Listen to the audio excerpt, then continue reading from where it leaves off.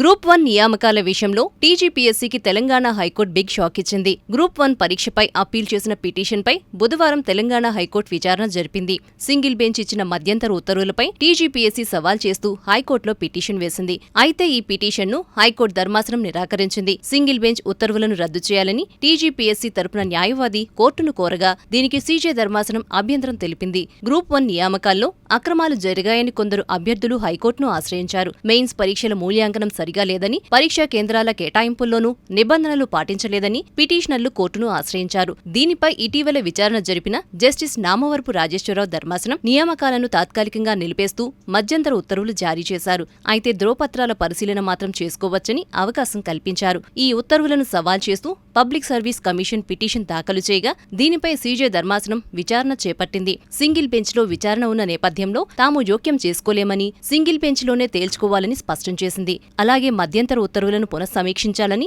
Single bench జడ్జికి ఆదేశించింది. Single bench మళ్లీ విచారణ జరపాలని, వేసవి సెలవులకు ముందే గ్రూప్ 1 వివాదంపై తుది ఆదేశాలు ఇవ్వాలని సింగిల్ బెంచ్కు హైకోర్టు డివిజన్ బెంచ్ సూచించింది.